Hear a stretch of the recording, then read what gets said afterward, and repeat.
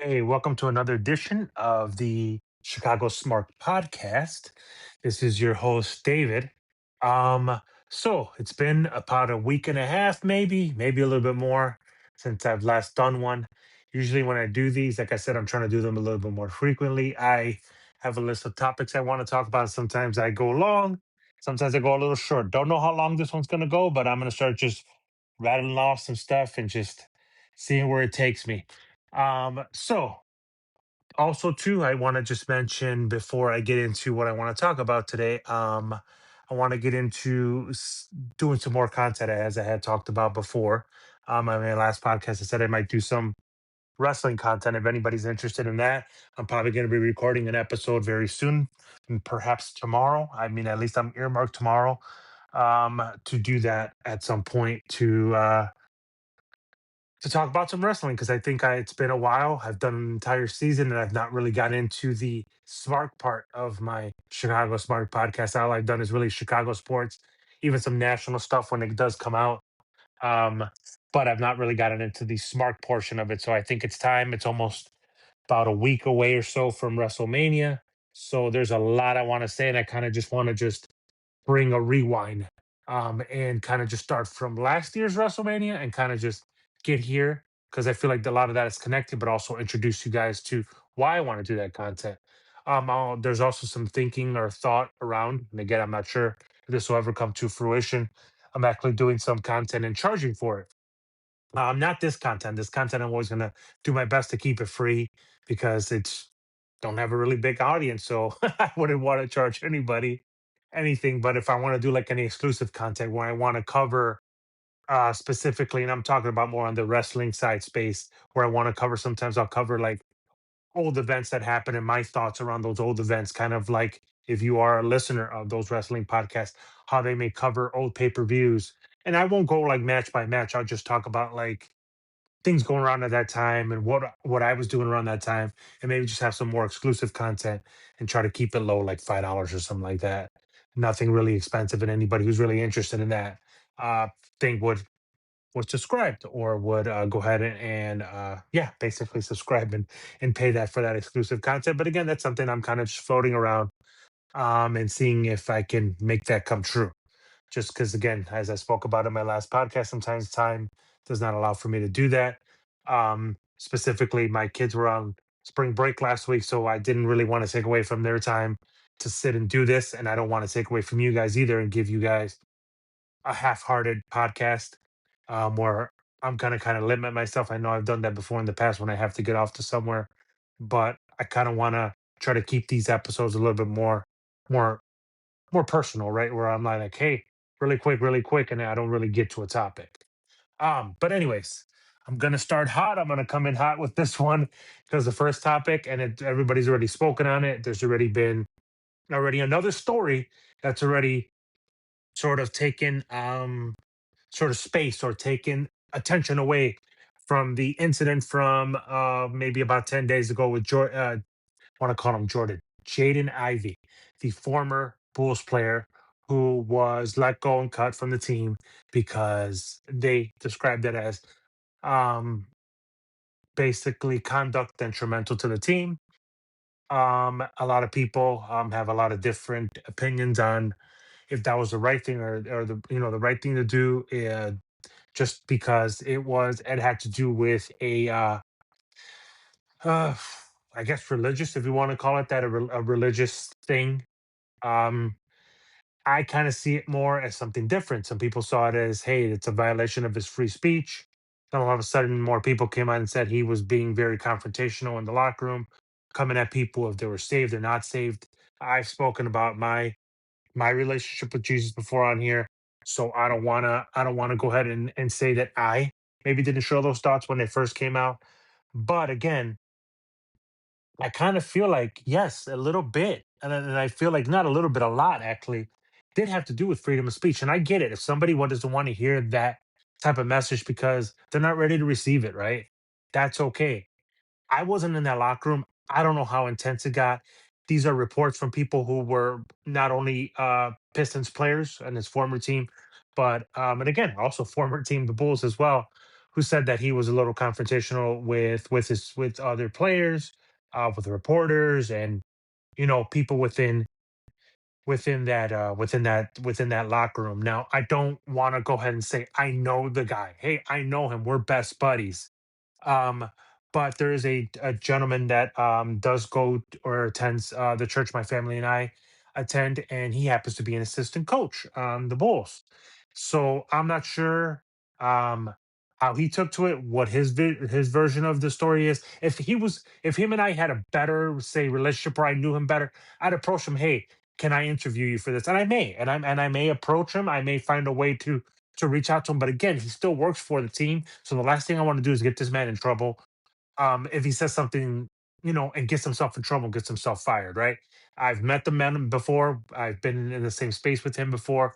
He was at what something we call a parent corner, which every month we get together as parents and we talk about a topic, right? And he was one of the presenters of a topic about a month or maybe more than a month ago with his wife.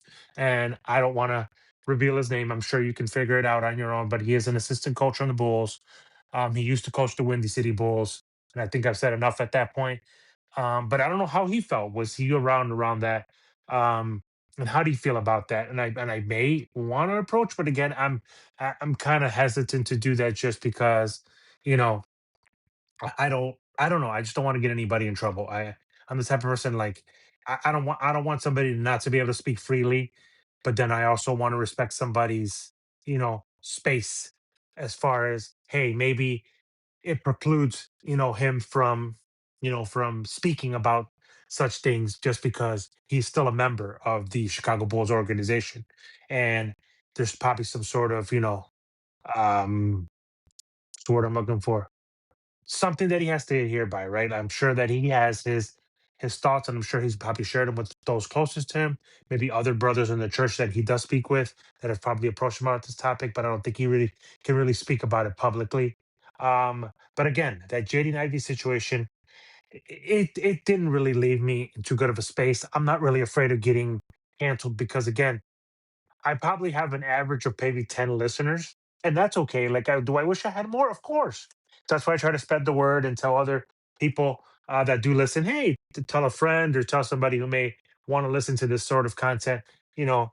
But again, I'm not really looking for, this huge audience. If I get it, that's fantastic. Uh, that would be great. But again, I just do this. This is more for me and more for the people that kind of like listen to this stuff that don't want to really listen to the talking heads on ESPN and both the radio and the network and the score here in Chicago. But this whole thing with Jaden Ivey just didn't leave me feeling too good. Kind of left me a little bit unsettled just because I mean, again, is it a matter of free speech?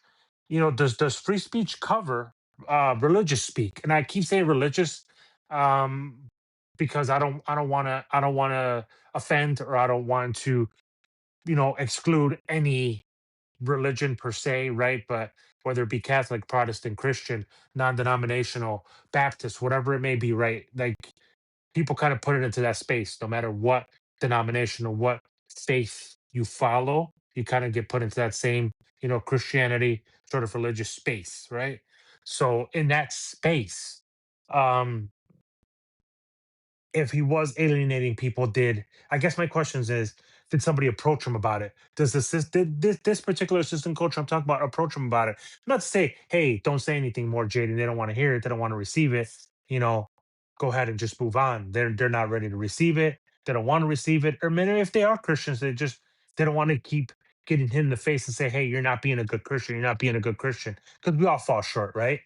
And I've talked about this before here. I never want to make this a political thing because we get enough of that everywhere in all kind of spaces, or even make it a religious thing, right? But I'm not ashamed to share, my faith, right?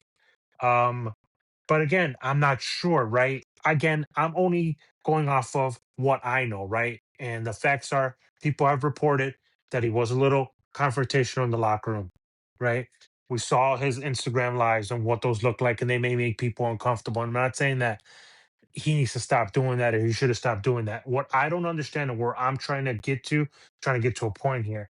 What I don't understand is if we can talk about political things, right? When reporters ask us, how do you feel about this? Steve Kerr has done it before, right? Where he's talked about our current president and has said some things that have not been very flattering about him, no matter what side of the aisle you're on, right? And maybe they're true, right? I'm not here to debate politically. I'm just simply saying if he has that freedom to speak that way, great, more power to him. That's fantastic. Let let Steve Kerr speak about that stuff. Sure, Stephen A. Smith does it, right? He speaks about political stuff on his program, and that's okay too. That's great. We live in a country that's free that we can speak about those things. But what about if somebody was silenced for that, right? That's what I'm trying to say. Like, I this is a sports podcast, so I don't want to delve too much into that, but I'm just that's what's kind of making me sort of question this a little bit. Was it because it was like, all right, enough, you're causing disruption. We already have enough chaos within our organization, which I'll get to about what that chaos looks like. Um, was it too much? Was it because he's not that big of a star? Let this have been, I don't know. I'm not trying to pick on anybody. LeBron James, Stephen Curry, a bigger name, right? Let's say they're talking say everything that he said. Let's switch out Jaden Ivey and take everything he said, literally word for word what he said. If that was LeBron James, what would happen, right? If that was Kevin Durant, if that was Stephen Curry, pick anybody, right? Pick any big NBA star. Pick his exact words. Goes on Instagram Live. Is doing this in the locker room. Whatever that he is being accused of or being, stated as fact that what he was doing in that locker room or what he was doing with his teammates on the Pistons, on the Bulls, if that were to be the same, literally same, word for word, verbatim, would the consequences have been the same? Or was it easier to just cut him loose because he wasn't a big star? He only played 4 games since he got traded. So was it because it was easier for them to just cut their losses, right?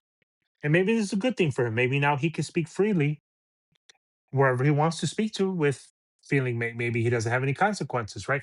I would love to know, like, really, like, and then this is me just trying to look at it from both sides, right? I really would love to know, is there something in an NBA contract that precludes you from speaking about things, right? Like, you have to sort of stay within a box, right? Like, you got to kind of be careful and tread lightly around certain subjects, especially nowadays, right? With the political climate we're in, right? But some people, go ahead and they speak freely on that. So is it just more a religious thing that you're not kind of forced to speak of because it makes people uncomfortable, or is it who it was coming from, right? So I guess that's just I want you guys to ponder it, and I kind of want to sort of keep in that space. Like, I don't think it was okay, but was there something that, and again, I wish that they would have talked about that more. Was it something that he was talked about, or maybe I missed it? If I missed it, please, those that know me and see me, you know, let me know when next time I see you. Tell me, did I miss something? Because I did research on this as much as I could. Did the team tell him knock it off, and he just didn't do it? You know, and again, does that fit into the space of free speech, right? Like, because again, I'm trying not to make this political as much as I possibly can, but I think about it like this, right?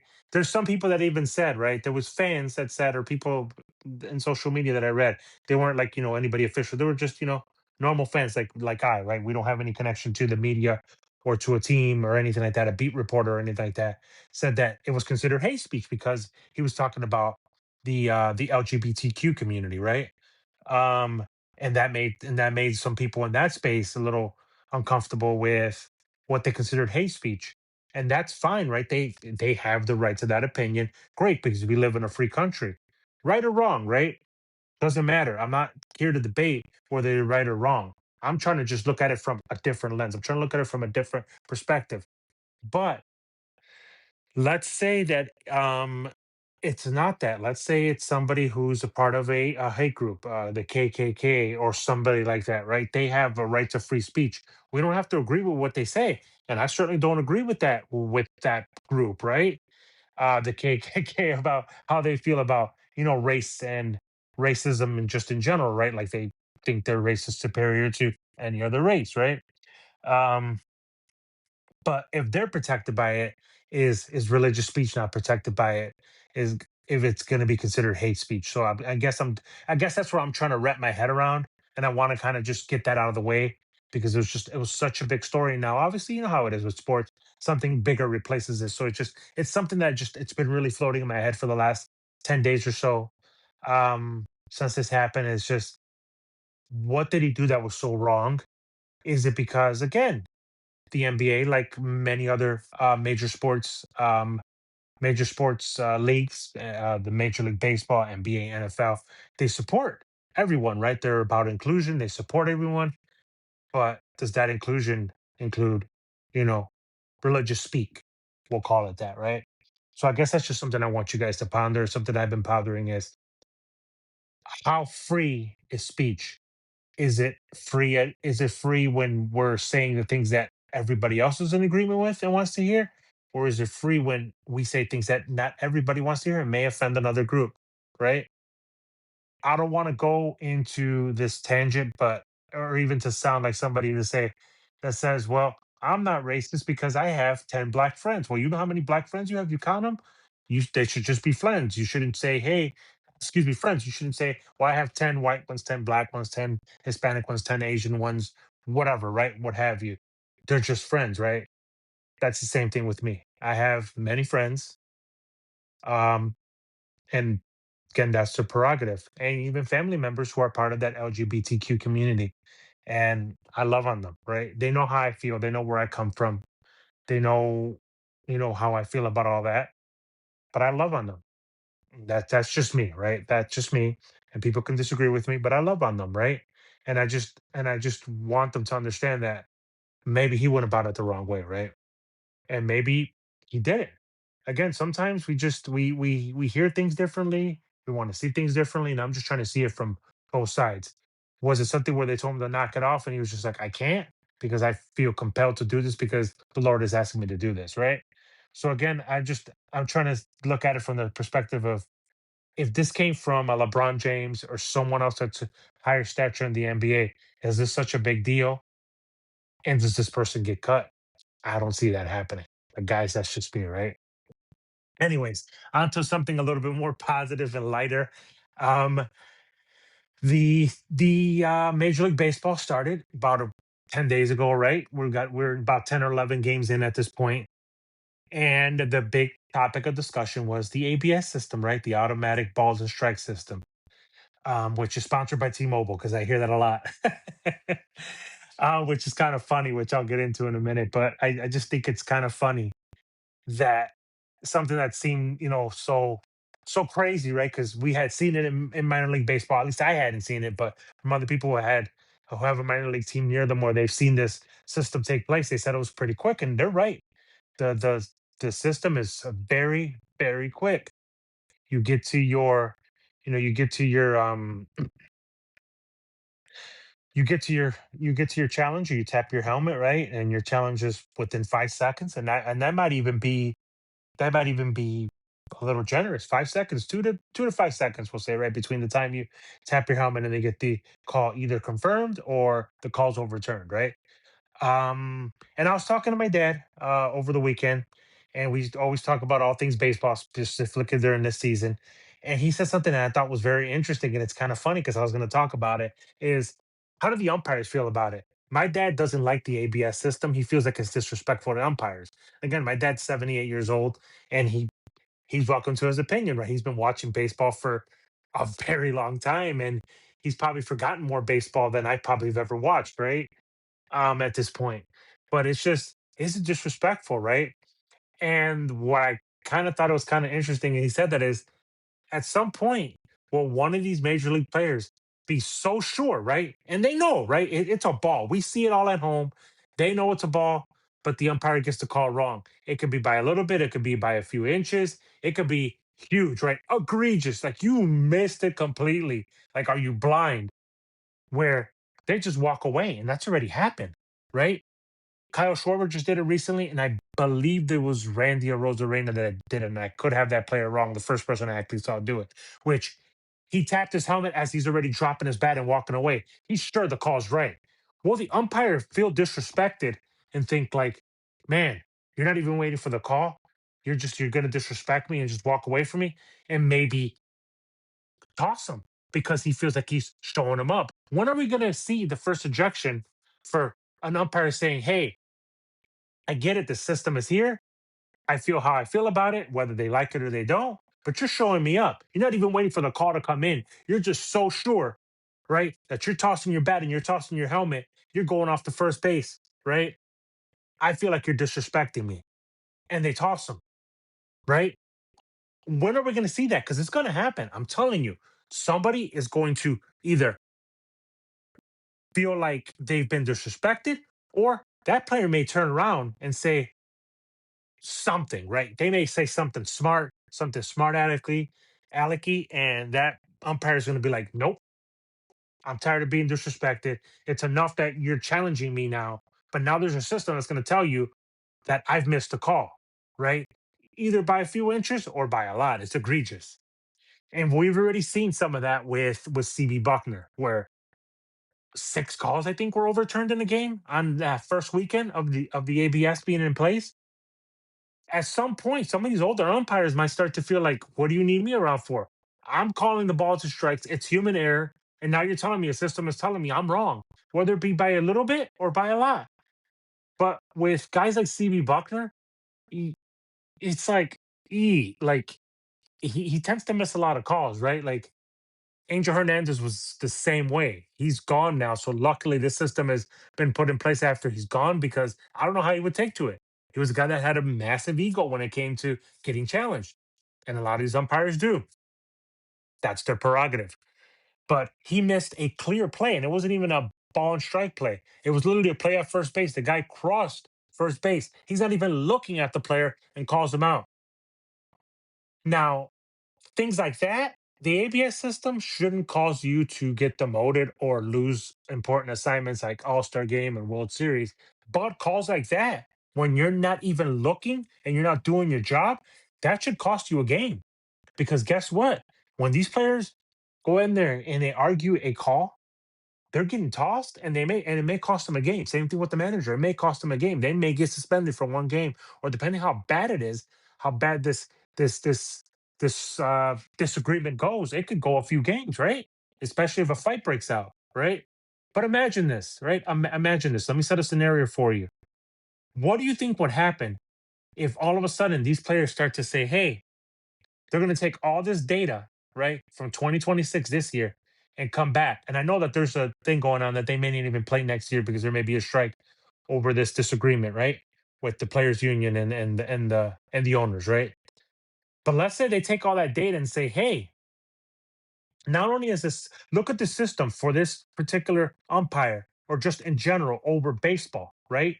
Ages may get involved and say, "Hey, look at all these calls that CB Buckner misses. Look at all these calls that this other umpire misses. Don't you think that part of this new collective bargaining agreement, even though that I believe the umpires have their own separate union, I believe, if I'm not mistaken, correct me if I'm wrong, may say, don't you think it should start costing them some games?" And that's when the argument's really going to happen, because they're going to take this data, right? And the ones that are by a little bit, yeah, it's human error. But when there's ones that are huge, and I mean huge, and I've seen some huge ones where it's way outside the plane, and they call a strike. I mean, some of these umpires might start getting a little petty, right? Because I just saw it recently. They said the guy didn't challenge quick enough time. It actually happened in the Cubs and Anaheim Angels game, where the manager Kurt Suzuki tried to challenge a call, right? And they said, no, you didn't do it quick enough. I mean, it just happened. I mean, the man literally had 2 seconds between the call and him challenging.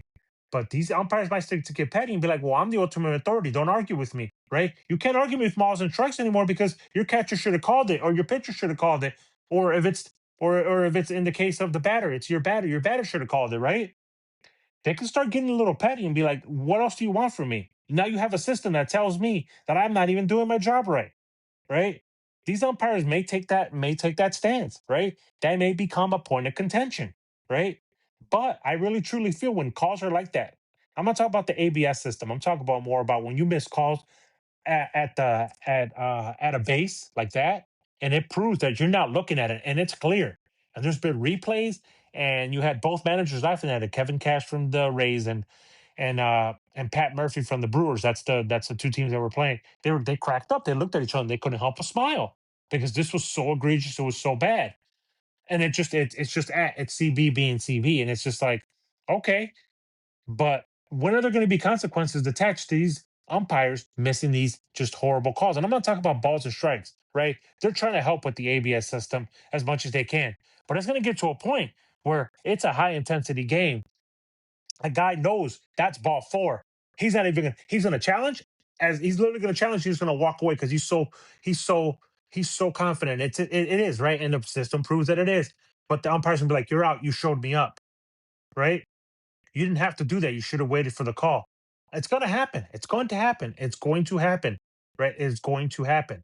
Somebody is going to get ejected over this ABS system, right? Not the argument, because the argument that's already there on the big screen is going to show you whether it was a ball or strike and whether your challenge was even worth it, right? I'm talking about some of these players showing up or maybe even saying something in their breath that that umpire is going to catch, right? Who knows what these guys are going to say to them, right? Oh, you suck. You've always sucked. Ah, you see, or whatever, right? Whatever they may say in frustration and anger, because it happened. It's already happened in the game where in one at bat, somebody challenged twice and twice they were correct. So it's going to get to a point where these umpires are going to be like, what the heck am I here for? What am I even doing here? You're questioning my calls. You had a system put in that you're questioning me. Now you're going to show me up, or you're going to make me look an idiot, right? So who knows what's going to happen with this? But I'm telling you, before the season is over, something's going to happen where one of those umpires is going to get their feelings hurt, and they're going to toss somebody for quote unquote showing them up. They could even toss their helmet, and that not even tossing it so much at the umpire, and the umpire may even move his foot up and let the helmet hit him on his foot, just a little tap. Be like, you threw the helmet at me, you're trying to show me up, or you threw the bat at me, you're trying to show me up, and that's not what happens, and a big old melee starts over that, right? Trust me, it's going to happen. Don't know when, don't know where, but I'm almost sure that one of these umpires are going to be like, I'm tired of this. Tired of getting shown up. These guys already have an attitude when they come up here because they're always questioning my strike zone. Now there's a system that tells me that strike zone is no good, and you're showing me up. We'll see. Staying on the topic of the Cubbies, the Cubbies. What can I say about my Cubbies? They are in and they are in mid, they're not mid-season form. I should say that back because they're not even at mid-season yet. They're in true beginning of the season form. I'm not gonna accept the excuse that it's cold. I'm sorry. I've not played a Major League Baseball game ever in the cold. I've never even played any other kind of softball or anything in the cold. It's always been warm weather, right? So I can't sit here and tell you what's going on in a 2.5 hour to 3 hour game when you're sitting out there either fielding or you're batting. I'm not here to debate that if these guys are man enough to be out there. That's not my debate. That's not even my point. My point is that other team also has to hit in that same condition, and the other team seems to be doing better than you, right? And I get it. You got some injuries now in your pitching, and that's gonna really truly test the depth of your pitching and of your organization. But like I said before in the beginning, you need pitching depth. Dodgers do it all the time. They stack all these pitchers because you never know what's going to happen in a 162 game season, and you need to have somebody fill in for somebody for a bit, and that's how somebody can either win a job or they can figure out that maybe they don't belong in that organization. But the Cubbies,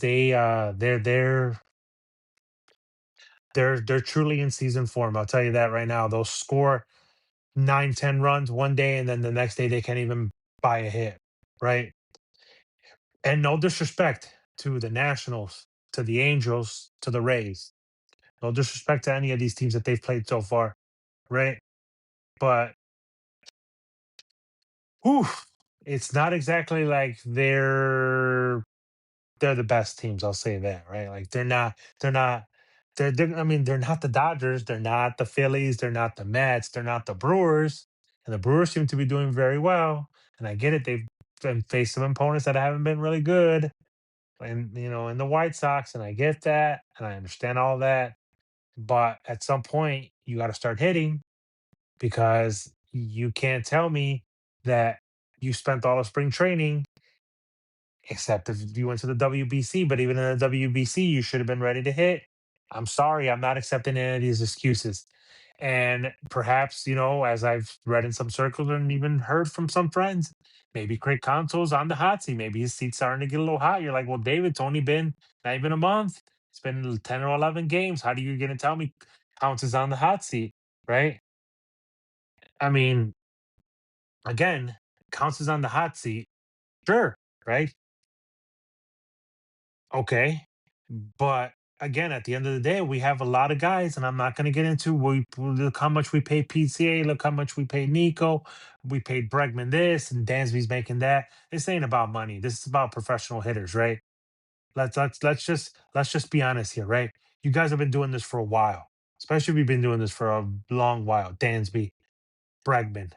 I get it. PCA is still young into his career, but still, it's not like he's the rookie, right? Nico seems to be doing fine, right?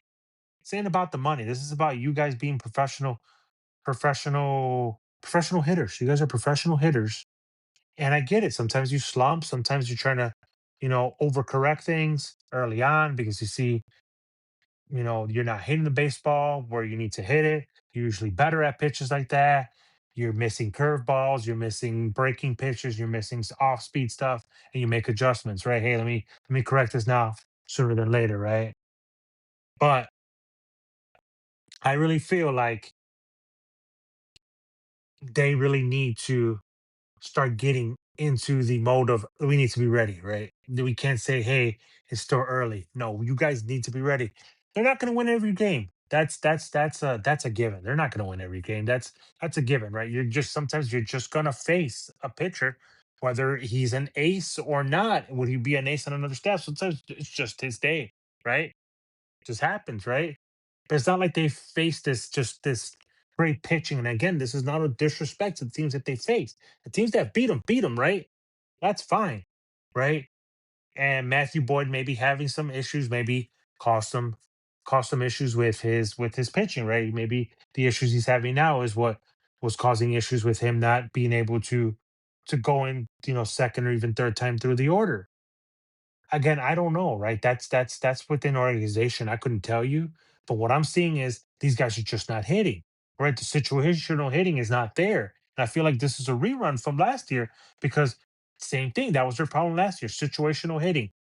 Can we just get guys that can understand a situation and do situational hitting?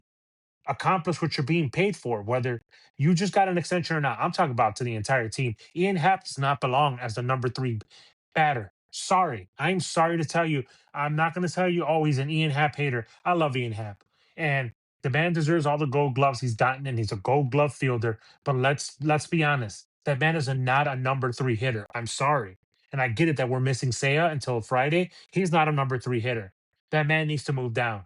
Period. And I know they moved him down or they give him a day off yesterday, but it needs to move down, right? Nico, to me, clearly is your leadoff hitter, right? He gets on base, he steals bases. Leadoff hitter, he's consistent. Hmm, maybe. I don't know. I've never managed a major league team, but again, I'm not getting paid to manage a major league team like Craig Counsell is, right? There has to be some sort of strategy. And don't tell me that analytics tell you to do this. Sometimes you just need to grab all the data, crumble it up like a piece of paper, and toss it and be like, I'm going to go with my gut, right? My gut tells me, or what I'm seeing, my eyes do not deceive me, right? I know what I'm seeing, right? So Nico's clearly your leadoff hitter. Who do you go with at two? I don't know. Go with, I don't know, Max Shaw. Go with somebody else. Bregman, to me, should be your three hitter. You can mix and match all the way down, right? PCA should be the cleanup or even batting five, right? Dansby should be 6'7", maybe, right? Sixth, seventh hitter. Moises Ballesteros should be a little bit higher, right? I'm sorry. Conforto doesn't belong there. I got it. He got it. He had a great game last night. That's fantastic. But I keep seeing Kevin Alcantara or Alcantara having a really good start in Triple A. And I get it. Triple A is not the same as Major League pitching, but you got to give him a chance. Or is he going to get his starts? I don't know. Maybe the ones that Conforto's been getting, or maybe somebody time you get somebody off the bench, let him start. What do you got to lose? That's what I don't understand. What do we have to lose? While Seiya was gone, we had nothing to lose. He doesn't perform well, then send him back down. But what do you got to lose? This kid's in the minors. He's doing pretty good, but you want to give his at bats to to Conforto. I don't understand that. So Shaw's not going to start every day. So why not DH him? Why not DH Alcantara? Right? You want him to get some starts? DH him. Mix and match. Do something, right? Because the gentleman up north seems to use all of the resources he has. Pat Murphy, two-time manager of the year, seems to use all his resources just fine, right? He figures it out. That team will go through a wall for that man, right? People want to say, well, it's because, you know, Council's got the personality of a wet sponge, so he's just like a sloth. Okay, fine. So if your manager's like a sloth, you have to take up that personality too. You've been doing this for a while, so you've played for other managers. I'm specifically talking about Dansby and Bregman. Love them both. I mean, I love my team. This doesn't sound like I'm talking from a place of love, but it is a place of love. I love my team. I think my team is fantastic, right? I love all the guys in the team. But let's be honest, these slow starts, that's almost like that's almost like it's a rinse and repeat. I'm not saying that you guys need to go on this crazy pace, right? Where you guys are undefeated, but your record should be better. There's some games you should have won, right? There's some games that Council has clearly punted away because it's still early. Well, we keep saying it's still early, it's still early. Come Memorial Day, come tell me how early it is, right? I'm sick and tired of the slow starts. They need to play a consistent first, second half, like I talked about. That first half can't be sluggish because then now you're playing chase. You're chasing in the second half, and that wears guys out. Guys are not going to want to take days off in the second half, right? Because they're chasing. Hey, I give them the best chance to win these games if I just continue to just chase, chase, chase. Then October comes, everybody else is fresh, and you're out of gas, right? If you're going to compete with the Dodgers, you're going to compete with all these other monster teams in your National League to get out of the National League to advance into a World Series. You guys are going to need to be consistent from day one. Can't say it's still early. I get it. You're missing Boyd. Now you're going to miss Corton for the rest of the year. Steele's going to come back in June. I get that, right? Right now, the only most consistent starter you got is Cabrera, right? We don't know how long Boyd's going to be out. Once he's out, are they going to limit him because they're trying to maybe save his arm a little bit because there's some issues there and he can pitch through them, but he's kind of just got to be more conservative about it? I mean, again, there's a lot of options. They're talking to Lucas Giolito. They're talking about maybe even bringing up Jackson Wiggins, right, to make up for the loss of these guys. And I get all that, right? But at the end of the day, if pitching is sustaining you guys, where's the hitting? You guys need to be good on both sides of the equation, right? We need to be good on both sides of the equation. I'm tired of these slow starts. Period. There needs to be somebody in there, a veteran, somebody that's got to have a voice in that locker room. Is there anybody in that locker room that has that voice to say, "Hey, let's get our heads out of our butts and let's do this"? Right? We're facing inferior teams. I'm gonna say it.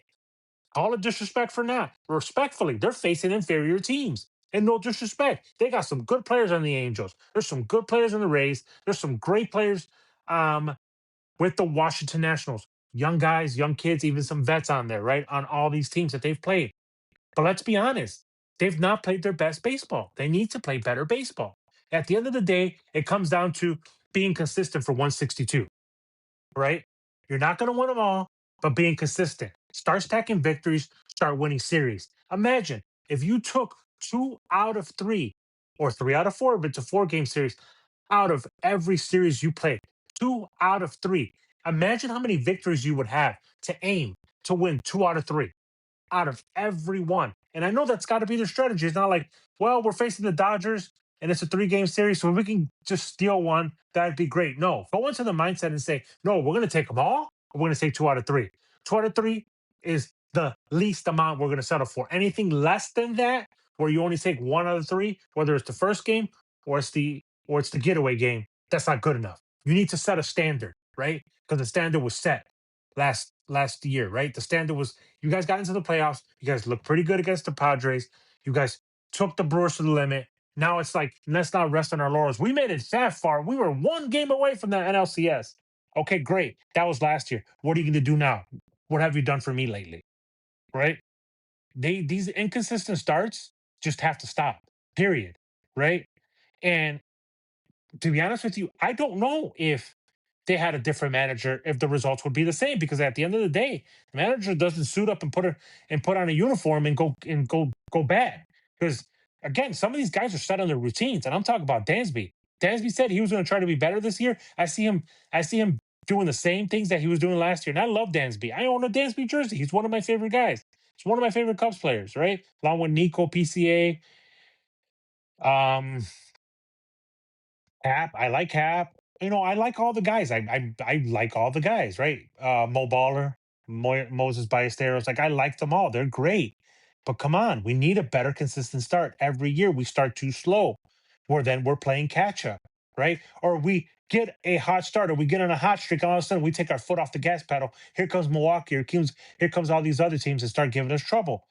The Pirates give them trouble. They got one more game with the Rays, and then they come home to play the Pirates. The Pirates have a pretty good record now, and to be honest with you, the Pirates always give you guys trouble. For some reason, it's always the Marlins, the Pirates, and the Reds that always give them trouble. And again, this is no disrespect to those teams. They all field a major league quality team. It may not be the best team, right? They may not have aspirations to make it to a playoff. I mean, I'm sorry, they should have aspirations, but maybe this is not the year, right? But you never know. They get off to a hot start and be like, well, nobody picked us, but we might as well play with house money and see how far this takes us. The Cubs got to just stop playing down to their competition, thinking, we'll catch up. We'll catch up. Hey, we're gonna get this guy soon. That's great, but until that guy returns, you guys got to pull that weight, and they need to play a consistent first and second half. Stop telling me it's too early in April. I get it, it's cold. I understand that. But what's your excuse? You're playing inside of a dome and in Tropicana Field. Wasn't the weather there? What the heck happened on Monday? Right? Whatever you guys did last night, why couldn't you do it on Monday? What happened on Monday? Right? I get it, pitching, right? Pitching gave us some runs, but how come you couldn't go in there and get your team back into it, right? Pitching's not good. That means that the hitters got to hit. Hitters are not good. The pitcher's got to keep you in it, right? I mean, it's a balance. And again, it sounds easier said than done, but it's a balance, right? Um, but that's the Cubs. I'm gonna keep following them. Hopefully next week, by next week when I record something, hopefully there'll be better news. But right now, the news of Kate Horton going down is not good. But there's nothing they can do. Right now, they just gotta wish that young man a speedy recovery. We'll see him next year, and we just gotta keep moving forward. We cannot let this deter us. Suzuki's coming back on Friday. Steel will be here, sooner than rather sooner than later, and we'll see. We'll go from there. Tyon's got to pick it up. He's a vet. He's just got to pick it up. Say not Suzuki. Say Shota's got to pick it up, right? Shota's just got to pick it up. He's got to stop giving up the home run ball. But I'm telling you, it's something happened in his mechanics. When he was hurt last year, he had to adjust his mechanics, and I think he's got to get out of that rhythm. Whatever he was doing, he's got bad mechanics. There's something going on with his mechanics. Trust me, it's his mechanics. Don't know exactly what, but there's I haven't really studied his mechanics, but there's just something about his mechanics that just seem off to me. And again, when the pitching's down, hitters got to pick him up and vice versa. So we'll see. On to the other team across town, the good old White Sox. Again, maybe some people expected a better start from them. Maybe, and I did, right? I mean, I expected them to just play better. I mean, they sure as heck played Toronto pretty good over the weekend. This past weekend that just passed, they played Toronto so good. I think they did a phenomenal job against the Toronto Blue Jays. They played really good. But again, that's what happens when you have a young team. You're going to have a lot of guys that are going to have that learning curve, and it's going to be hard. And I know that it's hard to see guys pull up lame on pop ups, and you're like another injury, right? There's some people that want to see Benintendi gone. Like, hey, if we're going to go young, let's go young all the way, right? Let's cut our losses with Benintendi. Maybe maybe not let him play so often. I don't know what his contract looks like. If he's at the end of that 5 year, what does that look like to cut him? I'm not sure, right? Like I'm not really sure. I really wish I could give you more information on that, but I mean that's what you're going to get with a young team. You just want to see them not take a nosedive. You want to see them take that nose up, right? Of their plane. If you're thinking about it on a plane, and take it up and try to start kind of cruising a little bit, right? Try to stack some victories. Maybe they had playoff aspirations this year, and maybe internally, maybe nationally they don't see that, but there has to be some improvement. There has to be some. They have to show improvement because if not, then at this point you're spinning your wheels.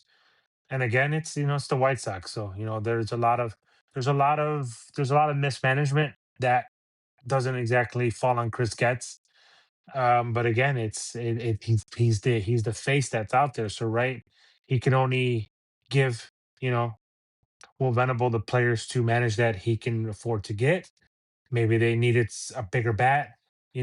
Mooney's great, but maybe they needed more. Right? It's just again, it's just it's hard with these young teams. It's really hard to really decipher what can help them. But if they feel like they're a hitter away and they can stay afloat, maybe the trade deadline changes everything. Or they need another pitcher. They need to just go on all in on one of these guys and be like, hey, we're just going to let you get out there and figure it out. But again, with the White Sox, it's hard, right? I see a lot on social media, see a lot of these fans blah blah blah about this and that, and I really don't pay attention to that because it just seems like it's sour grapes, and I don't fan that way, right? Like I'm not the type of person to fan that way where it's like, well, somebody else on the Sox got hurt. No, again, I could really care less. I only care about the White Sox when they're playing us. If the White Sox were to lose every game for the rest of the season, and the Cubs won somehow miraculous won every game, and the remainder of the season it wouldn't make me any happier. It only makes me happy when they beat the Sox. Other than that, the Sox are not in our division. They don't really make a difference to me. I'm more of a fan and say, hey, if you got Chicago on your jersey, I wish you good luck. Right? You're not my team, but I wish you good luck. But again, it's growing pains, and these growing pains, we need to be able to sustain them. I know that a lot of this should have been fixed by now, but again, you got to understand they got to fix a lot. There's a lot that's got to get fixed that they messed up when they put this team together and they thought that they had their window open. Again, I've talked about this in the past. I feel like Tony La Russa just took that plan and pushed it way back, right? I just feel a lot of the decisions that they made kind of set them back on that rebuild a little bit. But you gotta stick it through. If that's your team. It's hard, but you just gotta stick it through and hope that you see some sort of improvement. Because if there's no improvement and you guys are stuck in the same thing, I'm not even talking about wins and losses. I'm talking about you're actually seeing these young players actually start to connect and start to get it. Then that's when you start seeing that improvement. Then you start getting some hope. But when everybody's just stagnant and there's no improvement from your young players that you're mortgaging your future on, that's when it kind of gets a little scary and a little bleak for you. Last thing I want to talk about, staying on the sort of White Sox circle, just because it's the Reinsdorf thing. Um, as many of you have probably already read and seen and heard, the Bulls got rid of AK and Mark Eversley. Arturas Karnisovas and Mark Eversley were relieved of their duties on Monday. A lot of people were rejoicing, apparently, in the building and in that organization, in the city. But in true Reinsdorf fashion, the apple does not fall far from the tree.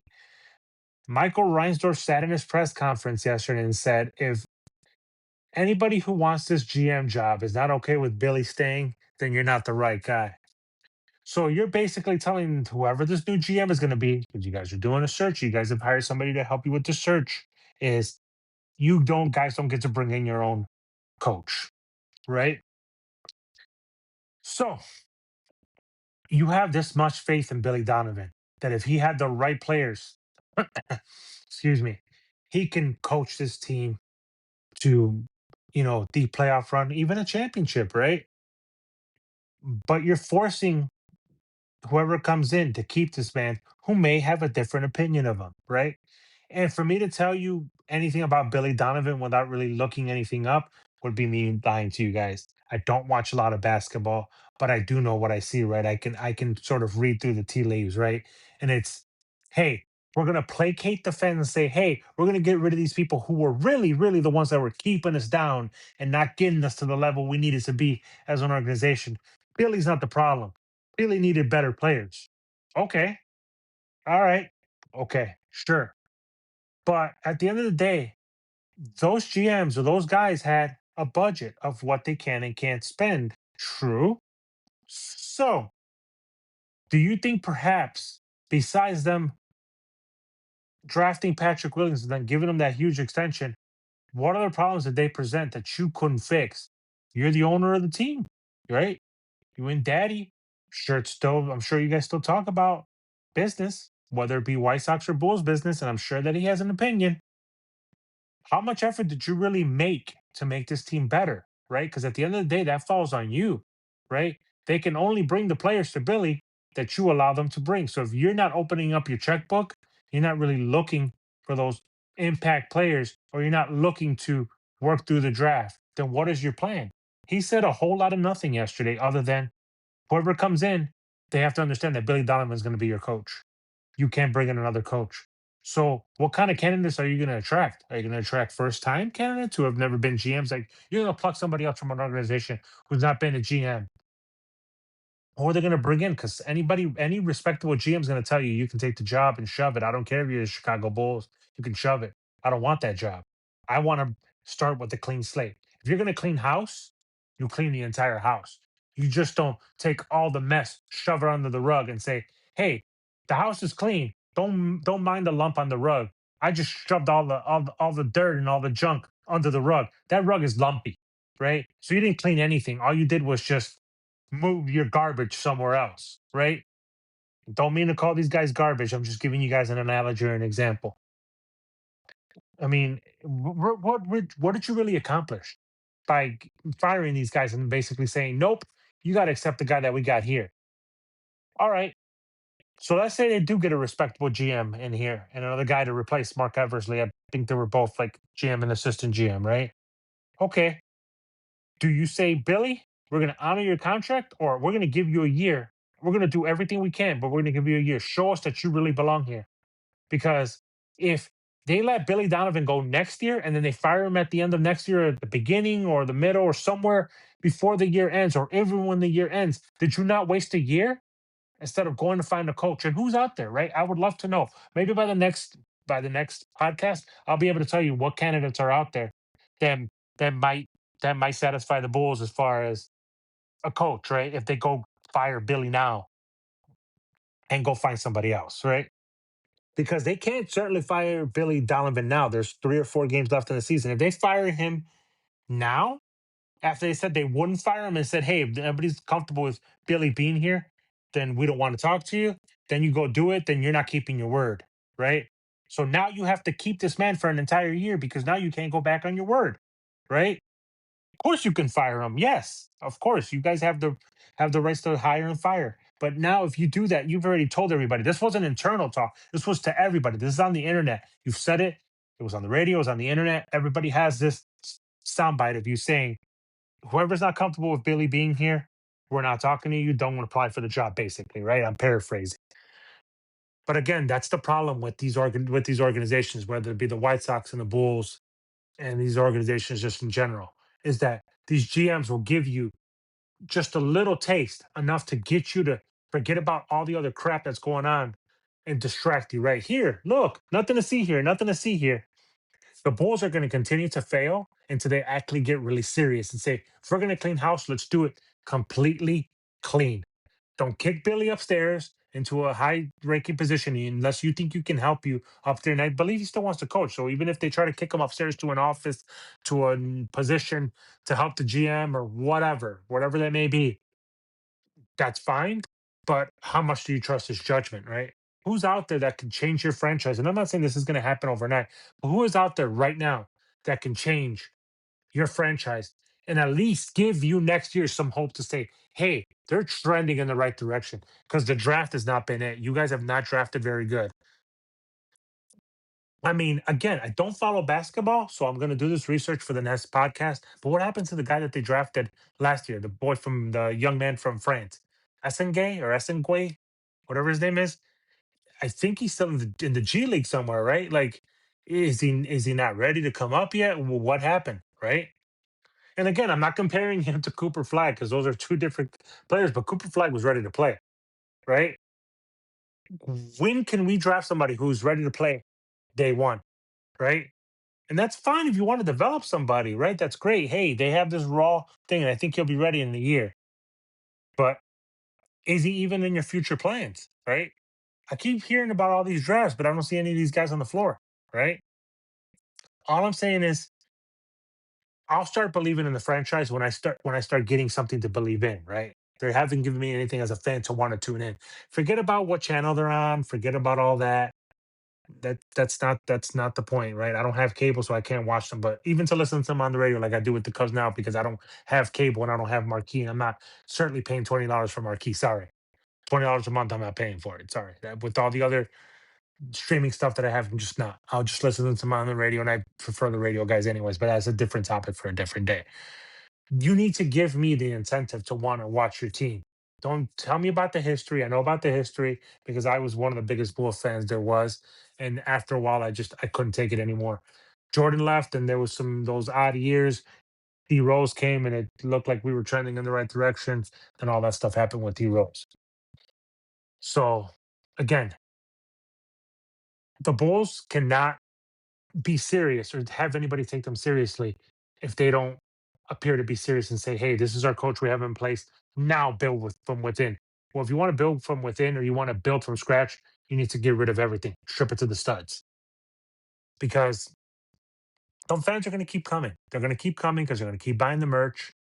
But if they see you strip it to the studs and they see you're serious, how many more fans can you gain?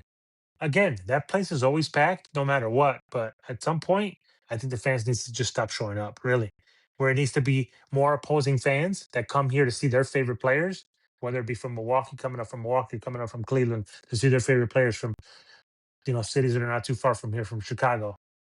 Because to be honest with you, the product they have on that court is atrocious, and it starts at the top. All right, guys. Talk to you guys next week. God bless.